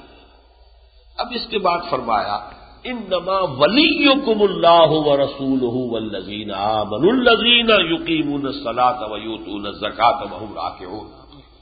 یہ جو تین جوڑے آئے تھے اوصاف کے، ان میں اب نوٹ کیجئے کہ ایک جو مرکزی ہے اس کو دوبارہ ایمفیسائز کیا ہے، محبت اہل ایمان سے، محبت اللہ سے، اس کے رسول سے اور اہل ایمان سے. محبت تیسرے درجے میں نہ آئے. ہاں نور علی نور ہے، والدین آپ کے صاحب ایمان ہے، ان سے محبت رکھیے والدین کی حیثیت سے بھی اور صاحب ایمان ہونے کی حیثیت سے بھی. نور علی نور دو اچھا ہو جائے گا. بیوی بھی آپ کی اس کام کے اندر آپ کی رفیق ہے، معاون ہے، ساتھ چل رہی ہے، اس کا بھی راستہ وہی ہے. محبت کرو، بیوی کی حیثیت سے بھی محبت کرو اور اس راہ کی ایک رفیقہ کی حیثیت سے بھی محبت کرو. لیکن اگر اس کے معاملہ برعکس ہے تو پھر نہ باپ، نہ بیٹا، نہ بھائی، نہ بیوی کے لیے شوہر، نہ کوئی رشتہ دار. قل ان کان آباؤکم وابناؤکم واخوانکم وازواجکم وعشیرتکم واموال اقترفتموها وتجارۃ تخشون کسادها ومساکن ترضونها احب الیکم من اللہ ورسولہ وجہاد فی سبیلہ فتربصوا حتی یأتی اللہ بامرہ واللہ لا یہدی القوم الفاسقین. یہاں اس مضمون کو کیسے بیان فرمایا؟ انما ولیکم اللہ. اہل ایمان اس بات کو اچھی طرح سمجھ لو، تمہارا اصل ولی، اصل دوست، اصل ہمدرد، اصل خیر خواہ، اصل پشت پناہ، اصل مددگار اللہ ہے. ولی نمبر 2 ولی محمد ہے صلی اللہ علیہ وسلم. انما ولیکم اللہ ورسولہ. اور نمبر 3 والذین آمنوا. تیسرے وہ ہیں کہ جو صاحب ایمان ہے، یا پھر وہ ایمان کو اس قانونی میں معاملے میں نہ سمجھیے، وہ جو کہ باشعور صاحب ایمان ہے، ایمان کے تقاضوں کو ادا کرنے والے صاحب ایمان ہے، جو آپ کے اس راہ میں آپ کے ساتھی ہے، معاون ہے، مددگار ہے. لیکن اس کو مزید واضح کر دیا والذین آمنوا الذین یقیمون الصلاۃ ویؤتون الزکاۃ وہم راکعون، وہ اہل ایمان جو نماز قائم کرتے ہیں، زکوٰۃ ادا کرتے ہیں اور زکوٰۃ ادا کرتے ہیں جھک کر۔ یہاں رکوع سے مراد وہ نماز کا رکوع نہیں ہے، یؤتون الزکاۃ وہم راکعون، زکوٰۃ دیتے ہیں جھک کر۔ اور اس میں اصل بات کیا ہے؟ سورہ بقرہ کے دو رکوع آئے ہیں انفاق میں، اللہ کی راہ میں مال خرچ کرو، اور تمہارے اس مال کا انفاق کا سب سے بڑا حقدار کون ہے؟ للفقراء الذین احصروا فی سبیل اللہ لا یستطیعون ضربا فی الارض، وہ تمہارے ساتھی جو اس کام میں ہم وقت لگ گئے ہیں، اب ان کے پاس اتنا وقت ہی نہیں ہے کہ وہ اپنی معاش کا کوئی سامان کر سکے۔ 300 صحابہ بیٹھے ہوئے تھے حضور کے در پر، کچھ نہیں، نہ کوئی کاروبار ہے نہ مزدوری ہے، صحبت نبوی سے فیضیاب ہو رہے ہیں تاکہ دین سیکھیں اور سکھائیں۔ یہ ہے نا اصل، اور ان کو تم دو تو اگڑ کر نہ دینا، ان کا احسان ماننا کہ انہوں نے تمہارا تعاون قبول کر لیا ہے، جھک کر دو۔ یؤتون الزکاۃ وہم راکعون، ورنہ رکوع نماز والے تو پہلے آ چکا ہے، الذین یقیمون الصلاۃ، یہ ہے دیا جائے، جھک کر دیا جائے، ورنہ عام قاعدہ کیا ہے؟ الید العلیٰ خیر من الید السفلیٰ، دینے والا ہاتھ بہتر ہے لینے والے ہاتھ سے، دینے والا ہاتھ اوپر ہوتا ہے، لینے والا ہاتھ نیچے ہوتا ہے، الید العلیٰ خیر من الید السفلیٰ۔ لیکن اگر آپ کو اپنے ان ساتھیوں پر خرچ کر رہے ہیں جو دین کے لیے اپنے آپ کو وقف کر کے بیٹھ گئے، وہ کاروبار نہیں کر سکتے، وہ ملازمت جو اگر تھی بھی تو چھوڑ دی ہے، لگے ہوئے ہیں، ہمہ وقت ہے، ان لوگوں پر خرچ کرنا اور ان کی طرف سے اگر وہ قبول کر لے تمہارا تعاون تو ان کا مشکور اور ممنون ہونا، جھک کر دینا، یہ اس معنی میں۔ ان آیات کا مفہوم حقیقت کے اعتبار سے نکھر کر آ ہی نہیں سکتا جب تک یہ تحریکی پس منظر سامنے نہیں۔ فرمایا وَمَن يَتَوَلَّ اللَّهَ وَرَسُولَهُ وَالَّذِينَ آمَنُوا، اب جو اس معیار پر پورے اتر جائیں، جو واقعتاً ولی بنا لیں اپنا اللہ کو اور اس کے رسول کو اور اہل ایمان کو، دلی محبت کا دائرہ محدود کر لیں اس دائرے میں، فَإِنَّ حِزْبَ اللَّهِ هُمُ الْغَالِبُونَ، تو یہ ہوگی وہ حزب اللہ جو غالب ہوگی۔ یہ نوٹ کیجیے، حزب اللہ کا لفظ ہے، اللہ کی پارٹی۔ یہ چونکہ لفظ قرآن مجید میں 2 ہی صورتوں میں آیا ہے، یا سورہ مائدہ میں ہے یا پھر سورہ مجادلہ میں ہے، وہاں بھی یہی مضمون ہے جس پر کہ حزب اللہ کا اطلاق ہوا ہے۔ یہ رشتہ داریاں، یہ طبی محبتیں، ان کا رشتہ ایمان کے رشتے سے تلوار سے کٹ جائے، اصل قلبی محبت اس دائرے کے اندر محدود ہو جائے کہ جو در حقیقت ایمان اور اللہ کی راہ میں جد و جہد کرنے والوں کا دائرہ ہے۔ یہ گویا کہ کرائیٹیرین ہے، بلکہ میں وہ آپ کو سنیں مجادلہ کی آیت بھی سنا ہی دوں۔ لا تجد قوما یؤمنون باللہ والیوم الآخر یوادون من حاد اللہ ورسولہ ولو کانوا آباءہم او ابناءہم او اخوانہم او عشیرتہم، تم ہرگز نہیں پاؤ گے کسی ایسے شخص کو جو حقیقتاً ایمان رکھتا ہو اللہ پر، کہ وہ محبت کرتے ہو ان سے کہ جو اللہ کا مقابلہ کر رہے ہیں، اللہ کے دین کے معاند اور مخالف ہیں، ان سے محبت کرتے ہو، خواہ وہ ان کے باپ ہو یا ان کے بھائی ہو یا ان کے رشتے دار۔ اولئک کتب فی قلوبہم الایمان، یہ ہے وہ لوگ کہ جن کے دلوں میں اللہ نے ایمان لکھ دیا ہے، گاڑ دیا ہے، جیسے کہتے ہیں پتھر پر لکیر کر دیا ہے، وہ ایمان راسخ ہو گیا ان کے دلوں میں۔ وَأَيَّدَهُم بِرُوحٍ مِّنْهُ، اور ان کی تائید فرمائی ہے اپنی طرف سے، خاص اپنے خزانہ رحمت سے، روح سے، اپنے غیب کے فیض سے۔ وَيُدْخِلُهُمْ جَنَّاتٍ تَجْرِي مِن تَحْتِهَا الْأَنْهَارُ خَالِدِينَ فِيهَا رَضِيَ اللَّهُ عَنْهُمْ وَرَضُوا عَنْهُ أُولَٰئِكَ حِزْبُ اللَّهِ أَلَا إِنَّ حِزْبَ اللَّهِ هُمُ الْمُفْلِحُونَ، یہ ہے اللہ کی پارٹی، اور آگاہ ہو جاؤ کہ اللہ کی پارٹی ہی فلاح پانے والی۔ یہاں فرمایا غالبون، غلبہ ہے دنیا میں اور فلاح ہے آخرت کی۔ یہی 2 نتیجے ہیں کہ جو ایک بندہ مومن کو مطلوب ہے۔ ہماری دینی جد و جہد دنیا میں کامیابی سے ہمکنار ہو جائے، اسلامی انقلاب برپا ہو جائے، اللہ کا دین کا قائم ہو جائے. یہ گویا کہ ہماری دنیاوی جد و جہد کا آخری ہدف ہے. اور جو اصل ہمارا مقصود و مطلوب ہے، وہ جو اصل زندگی ہے، ان دار الآخرۃ لہی الحیوان لو کانوا یعلمون، اصل زندگی آخرت کی زندگی ہے، اس میں فلاح اللہ تعالی ہمیں عطا فرمائے. تو حزب اللہ کو دنیا میں بھی غلبہ ہے اور اللہ کے ہاں بھی اس کے لیے فلاح ہے. لیکن کوالیفائی کرنا حزب اللہ کے لیے یہ وہی ہے کہ جو طرز بے دل میں ریختہ لکھنا اسد اللہ خان قیامت ہے، یا لانا ہے جوئے شیر کا، یہ حزب اللہ کو نام رکھ لینا اپنا حزب اللہ، یہ تو آسان ہے. لیکن حزب اللہ کی یہ کوالیفیکیشن ہے جو ان 3 آیات میں آئی ہے. اللہ تعالیٰ مجھے اور آپ کو توفیق دے کہ ہم اس کے لیے اپنے آپ کو کوالیفائی کر سکیں. اب جیسا کہ میں نے عرض کیا تھا، چند منٹ میں صرف آپ کے لوں گا. میرا معاملہ آج میں سوچ رہا تھا کہ کچھ ادنا درجے میں اس وقت مشابہ ہے. بنی اسرائیل کے جو انبیاء کا سلسلہ چلتا رہا اور حضرت سلیمان، حضرت داؤد کے بیٹے حضرت سلیمان علیہ السلام، ان کے بعد جو تنزل آیا بنی اسرائیل کو، اخلاقی، دینی، روحانی، اس پر ہر نبی انہیں وارن کرتا رہا کہ تم پر عذاب آئے گا، خدا کے لیے ہوش میں آ جاؤ، خدا کے لیے باز آ جاؤ. تو کہیں کسی کو مغالطہ نہ ہو کہ میں کوئی نبوت کا دعویٰ کر رہا ہوں معاذ اللہ. لیکن جب حضور نے بھی فرمایا ہے کہ علماء امتی کا انبیاء بنی اسرائیل، کام تو ہمیں وہی کرنا ہے. تو میں آج سوچ رہا تھا کہ میری تو واقعی تو وہی کیفیت ہو گئی. یہ شاید لوگ سمجھتے ہوں یہ دیوانہ ہو گیا، اسے عذاب ہی عذاب نظر آتا ہے. ابھی ایک بہت بڑے دانشور ہیں ہمارے ملک کے، بہت بڑے بیوروکریٹ بھی تھے، سرکاری جو عجیب قسم کے سرکاری افسر ریٹائر ہوئے ہیں، ان میں سے میں نام نہیں لینا چاہتا. انہوں نے میری وہ کتاب پڑھی، موجودہ اور سابقہ مسلمان امتوں کا ماضی، حال اور مستقبل. تو فکرہ کچھ کیا انہوں نے مجھ پر کہ آپ نے تو قیامت کو بہت ہی قریب دکھا دیا.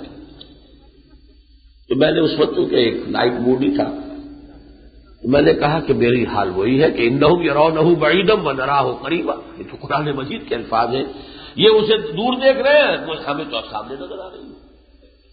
تو واقعہ یہ ہے کہ جو حالات میں دیکھ رہا ہوں اور جن کے لیے وارن کر رہا ہوں، امت کدھر جا رہی ہے، کتنے بڑے بڑے عذاب جو ہے اس کے بادل سروں پر بدلا رہے ہیں. سب سے بڑھ کر یہ عذاب خدا بندی آنے والا ہے عالم عرب کا. اور پھر یہ کہ نمبر 2 مجرم ہے یہ مسلمانان پاکستان کی قوم. مجرم نمبر 1 وہ ہے. اس کی وجہ کیا ہے؟ جن کے رتبے ہے سوا، ان کی سوا مشکل ہے. یہ کتاب اللہ نے ان کی زبان میں اتاری ہے.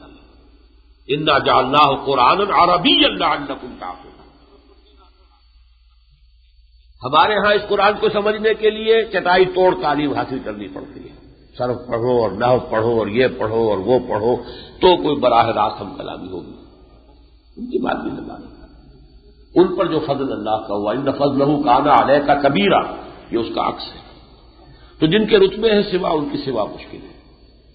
وہ مغضوب اور ملعون قوم کے ہاتھوں ان کی پٹائی ہو رہی ہے. چھوٹے سے چھوٹی پٹائی 48 میں ہو گئی تھی، پھر تقریباً 19 برس بعد 67 میں پھر پٹائی ہوئی، زبردست پٹائی. اور اب تیسری پٹائی اور آخری پٹائی اور زبردست پٹائی کر یہ سارا سامان تیار ہو گیا. اس ضمن میں یہ زین العابدین صاحب نے بھی ایک بات بتائی. میں نے تو 1 سال پہلے جو تقریر کی تھی، بلکہ اس سے بھی پہلے میں بات کہتا رہا ہوں کہ میرا اندازہ یہ ہے کہ یہ 2-3 سال کے اندر اندر یہ بھٹی دہکنے والی ہے. یہ چونکہ سالانہ ایک انٹرفیس ڈائلاگ ہوتا ہے، یا یہودی، عیسائی، مسلمان یہ جمع ہوتے ہیں کسی جگہ پر اور پھر کوئی گفتگو ہوتی ہے. تو میری چونکہ یہ بات ان کے ذہن میں تھی، انہوں نے اس مرتبہ جب یہ گئے تھے، کہاں تھی اس مرتبہ یہ کانفرنس آپ کی؟ موراکو میں تھی. جو وہاں ایک یہودی سے پوچھا when are you going to build your temple؟ آپ حیران ہو جائیں گے. اس نے جواب دیا in 2 or 3 years.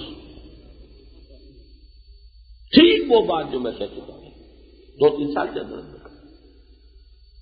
اس کی وجہ صاف ہے اور صاف آثار نظر آ رہے ہیں. اندھے ہو جائیں ہم تو ہمیں کچھ نظر نہیں آئے گا. اللہ نے تو ہمیں بینائی دی ہوئی ہے، 2 آنکھیں دے رکھی، اللہ کی کتاب ہے، اس کے رسول کی احادیث ہے، پھر بھی نہ دیکھیں تو قصور ہمارا ہے.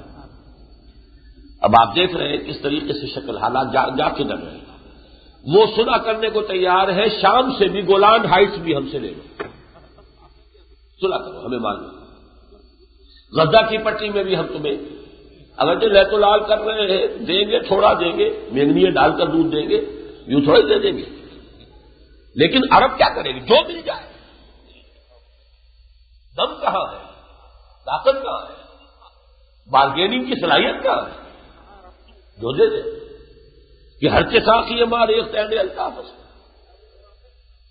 بک چکے ہیں. بہرحال غزہ کی پٹی میں بھی سیلف رول لے لو، ویسٹ جارڈن جو ہے جریکو میں بھی لے لو، گولان ہائٹ بھی ہم واپس کرنے کو تیار ہیں. یروشلم کی بات نہ کرنا. اور اب اگر عرب ممالک یہ نیگوشیشن جاری رکھ رہے ہیں، اس کے معنی کیا ہے کہ یروشلم کو طے کر چکے ہو کہ وہ تو تمہارا ہی ہے. جیسے ہمارے یہاں کہا جا رہا ہے کہ جب تک بھارت کشمیر کو متنازع تسلیم نہ کرے مذاکرات نہیں ہونے چاہیے. اسی کو آپ وہاں پر اپلائی کیجئے کہ اگر وہ یروشلم کو بھی تسلیم نہیں کرتے کہ یہ بھی ہے جس پر گفتگو ہونی چاہیے، تو عربوں کو بات ہی نہیں کرنی چاہیے. لیکن معلوم ہوا کہ وہ تسلیم کر چکے ہیں. ٹھیک ہے، یروشلم تمہارا. اور ظاہر ہے کہ 1923 برس ہو گئے ہیں کہ اس یروشلم میں ان کا کعبہ، ان کا قبلہ منہدم پڑا ہوا ہے. جو کچھ آپ کے دل پر بیتتی اگر کعبہ منہدم ہو جاتا، آپ اسی کو قیاس کیجئے کہ ان کے سینوں میں جو بھٹیاں دہتی ہوئی ہیں. ہمارا ہے کل سلیمانی، لائن ریز تو نکلا ہوتا. اب زیادہ سے زیادہ 2-3 سال کی بات ہے. اور جب بھی یہ ہوگا، جیسے ایودھیا کی مسجد گری، چند ہزار مسلمان جو ہیں وہ طیش میں آ کے وہ کھڑے ہو گئے، گھوم دیے گئے. عالم عرب میں بھی جو فنڈامنٹلسٹ نوجوان ہیں وہ احتجاج میں اٹھے گا اور گھوم دیا جائے گا انہی کے ہاتھوں. یہی بادشاہ لوگ اور یہی صدور جو ہے، چاہے وہ مصر کے ہوں اور چاہے وہ اب آنے والی جو بھی ایک چھوٹی سی ریاست بننے والی ہے فلسطین کی، اس کا صدر ہو یاسر عرفات، اصل میں تو ان کی گولیاں انہیں بھونیں گی اور پھر ان کو بھونیں گے عیسائی اور یہودی مل کر. ان کے گٹھ جوڑ کے ضمن میں بھی حال ہی میں ایک اور پیش رفت ہوئی ہے. عیسائیوں میں سے ویسٹ کا جہاں تک تعلق ہے، وائٹ اینگلو سیکسن پروٹیسٹنٹس، وہ تو یہودیوں کی جیب میں پہلے ہی تھے، یا یوں کہیے کہ یہودی ان پر پہلے ہی سے سوار ہے. وہ میری کتاب میں اس کا پورا پس منظر ہے جو میں نے بیان کیا تاریخی اعتبار سے کہ کیوں ہے، کس طرح ہے. پروٹیسٹنٹ مذہب کے پیدا کرنے میں یہود کا دخل ہے، اور اسی مذہب کے ذریعے سے انہوں نے یورپ کے اندر سود کی اجازت حاصل کی ہے اور اسی سود کے ذریعے سے پورے یورپ کو اپنی گرفت میں لیا. تو یہ تو ایک لمبا معاملہ ہے، اس کو تفصیل میں سمجھ نہیں جا سکتا. لیکن کیتھولک جو عیسائی ہے وہ ابھی تک الرجک ہے اور تھا کہنا چاہیے ہے نہیں. اس میں جو تازہ پیش رفت ہوئی ہے وہ یہ ہے کہ 3 سال پہلے تو پوپ صاحب سے انہوں نے یہ فتویٰ حاصل کر لیا تھا کہ حضرت مسیح کو سولی پر چڑھانے والے یہودی بحیثیت قوم نہیں ہے. یعنی دشمنی کی بنیاد جو تھی کہ یہ ہمارے خدا کو، خدا کے بیٹے کو سولی دینے والے ہیں، ان کے عقیدے کے مطابق معاذ اللہ، تو اب وہ تو بری ہو گئے. مرڈر چارج ان پر سے وڈرا کر لیا گیا، بری ہو گئے. اور اب تازہ یہ ہے کہ ویٹیکان جو ان کی چھوٹی سی مذہبی ریاست ہے اس نے تسلیم کر لیا ہے اسرائیل، اور اس کا سفارت خانہ یروشلم میں بنے گا. سیدھا وہ تیل ابیب میں نہیں جائے گا، وہ سیدھا یروشلم. تو وہ عیسائی اور یہودی گٹھ جوڑ جو ہے وہ بھی رفتہ رفتہ وہ سارے آثار اس چیز کے تیار ہو رہے ہیں. بہرحال میں تو سوائے غور کرنے کے اور کہ میرے پاس کچھ ہے نہیں. بتا سکتا ہوں کہ یہ کچھ آنے والا ہے، ہوش میں آ جاؤ. جو کچھ ہمارے ہاں ہو رہا ہے، خیال یہ تھا کہ شاید اس الیکشن کے بعد کچھ تھوڑی بہت اسٹیبلٹی آ جائے، لیکن معلوم وہی ہوتا ہے احادیث جو ہے حضور کی کہ اعمالکم اعمالکم. میں نے ایک اعتبار سے میں نے یہ بات کہی تھی، جو لوگ جانتے ہیں، میری تقریریں سنتے رہے، مضامین پڑھتے رہے، کہ مذہبی اعتبار سے تو اس الیکشن کے بعد معاملہ کلیئرلی سیکولرزم کی طرف جائے گا. ایک جو اوپر سے ہم نے رنگ ملا ہوا ہے سارا فراڈ، کوئی اسلام نہیں، لیکن وہ فراڈ کا رنگ بھی اتر جائے گا. لیکن یہ کہ سیاسی اعتبار سے شاید کچھ ٹھہراؤ، کچھ کچھ استحکام پیدا ہو جائے، لیکن اس کے بھی آثار نہیں نظر آ رہے ہیں۔ معاشی اعتبار سے بڑی تیزی کے ساتھ بدحال ہو رہے ہیں۔ ماں بیٹی کا جو جھگڑا شروع ہوا ہے، تو میرا آج ذہن گیا تھا اس حدیث کی طرف، حدیث جبرائیل میں جب سوال آخری کیا ہے حضرت جبرائیل نے حضور سے، اخبرنی عن الساعہ، اور قیامت کے بارے میں ہمیں بتائیے قیامت کب آئے گی۔ پہلا جواب تو حضور نے دیا بل مسئول عنہا بعالم من السائل، کہ جس سے پوچھا جا رہا ہے وہ پوچھنے والے سے زیادہ نہیں جانتا۔ یہ بھی بہت ذو معنیین ہے، لیکن بہرحال الفاظ یہی۔ پھر حضرت جبرائیل نے عرض کیا کہ اچھا تو پھر اخبرنی عن اماراتھا، اس کی کچھ علامات، کچھ آثار، کچھ علامتیں تو بتا دیجیے قیامت کب آئے گی۔ پہلی علامت تھی ان تلد الامۃ ربتہا،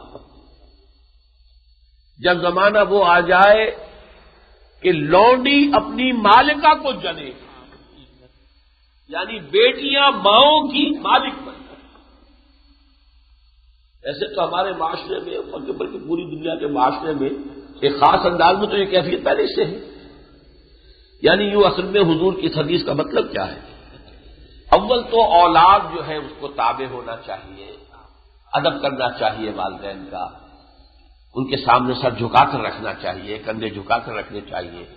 خاص طور پہ بیٹیوں کا معاملہ ماں کے ساتھ، یہ تو بہت ہی زیادہ ہماری جو مشرقی تہذیب ہے اس کے اندر بیٹیوں کا ماں کے سامنے ادب کی انتہا ہونی چاہیے۔ لیکن جب بیٹیاں بن جائیں گویا کہ مالکائیں، اور جننے والی ان کی مائیں جو ہے ان کی لونڈیوں کی حیثیت اختیار کر دیں، اور یہ بہرحال ہم اس معاشرے میں رہتے ہیں، ایسے گھرانوں کا نقشہ بھی ہم نے دیکھا ہے جہاں مائیں اس وجہ سے خاموش رہتی ہیں کہ بیٹی کو کچھ کہہ دیا تو پتہ نہیں یہ کیا بک دے گی، لہذا کچھ نہ کہو، چپ دیکھو جو کرتی ہے کرے، میں نے کچھ کہا ٹوکا تو نہ معلوم یہ کیا بک دے گی۔ اس درجے کے جو معاشرے کے اندر حالات ہیں وہ اس در حقیقت اسی حدیث کی یہ ہے کپرتو ہے کہ بیٹیاں گویا کہ اپنی ماؤں کو اپنی لونیاں بنائیں۔ لیکن شاید یہ کہ عالم اسلام میں اتنے زیادہ نمایاں سطح پر یہ بات، سیاست کا بھی سب سے اونچا دھڑا ہے نا، اس سے اونچا لیول کا اور کیا ہوگا، اس پر جو کچھ ماں بیٹی کا معاملہ سامنے آ رہا ہے۔ میں یہ نہیں کہتا کہ کس کی زیادتی ہے کس کی نہیں ہے، میں تو صرف ایک حدیث کے اندر جو الفاظ آئے ہیں میں صرف اس کی طرف پہلی علامت یہ بیان کی ان تلد الامۃ امتہا وان تری الحفاۃ العراۃ، جو بکریوں کے چرانے والے جن کے تن پر کپڑے نہیں ہوتے تھے، پاؤں میں جوتیاں نہیں ہوتی تھی، رعاء شاء یتطاولون فی البنیان، یہ میں ابھی دیکھ کے آیا ہوں، پہلے بھی دیکھتا رہا ہوں، اب اور اس سے آگے بات جا رہی ہے۔ اب حرم کے عین قریب جو اب 5 اسٹار ہوٹلز کی رنگ آ رہی ہے، اب غریب حاجیوں کا تو ٹھکانے وہاں نہیں ہوگا، وہاں کی اصل پریفرنس تو 5 اسٹار ہوٹلز والوں کی ہوگی۔ غریب کہیں کہاں سے آئے گا، کتنی جگہ آئے گا، کتنی دور جگہ ملے گی، اس لیے کہ یا تو حرم کے ایک طرف یوں سمجھیے کہ اس کا 1/3 تو تقریباً سرکمفرنس کا وہ ہے کہ جس کے اوپر جو ہے ان کے محل ایسے کھڑے ہوئے ہیں کہ حرم تو اس کے اندر دب کے رہ گیا۔ اصل میں اس سے پہلے جب بھی کبھی جاتا تھا ادھر بیٹھا کرتا تھا جدھر یہ حجر اسود اور رکن یمانی کا جو یہ حصہ ہے ادھر بیٹھتا تھا، تو یہ محل چونکہ پشت پر سے نظر نہیں آتے تھے۔ اس مرتبہ میرا قیام رہا محلہ شامیہ میں، وہاں سے اتر کر جب میں آتا تھا تو ادھر بیٹھتا تھا تو سامنے محل سے اتنا غصہ آتا رہا ہے کیا تو معلوم ہوتا ہے کہ جیسے اصل تو ٹاورنگ جو ہے جو بلڈنگ ہے چھائی ہوئی ہے جو اس پورے ماحول کے اوپر، کہاں وہ کھلی ایک فضا جس کے اندر کے وہ حرم کی ایک جو ہے وہ کیفیت پیدا ہوئی، ختم ہوئی۔ اور اب مجھے بتایا گیا کہ اس کے قریب ترین جو ہے کہ 5 اسٹار ہوٹلز، اور وہ اتنے اونچے ہوں گے، اتنے اونچے کہ یہ حرم بیچارہ تو بالکل اس کی موت میں رہ جائے۔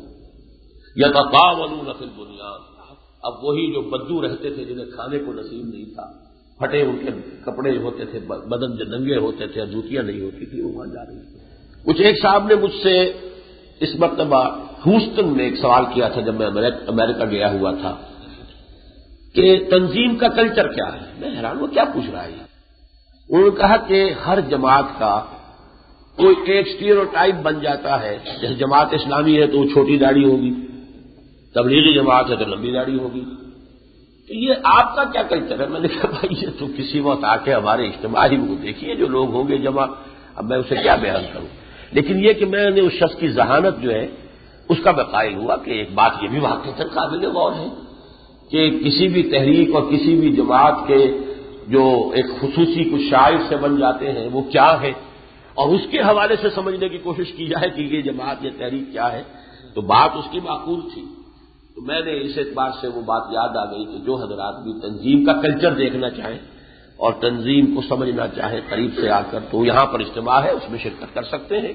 اور اس میں جیسا کہ میں نے عرض کیا اصل میرے مخاطب وہی ساتھی ہیں میرے جنہوں نے دین کے اس تصور کو سمجھ کر اور اقامت دین کی اس جد و جہد کو فرض جان کر قدم آگے بڑھائے ہیں. لیکن یہ کہ اس کے بعد یہ امتحانات اور یہ پٹ فالز ہیں جو آتے ہیں، اس کے لیے پہلے سے آدمی ذہناً تیار ہو جائے، مبادا غیر شعوری طور پر پسپائی انسان شروع کر دے اور پھر خسر الدنیا والآخرہ کا وہ ایک عنوان بن کر رہ جائے. اقول قولی ھذا واستغفر اللہ لی ولکم ولسائر المسلمین.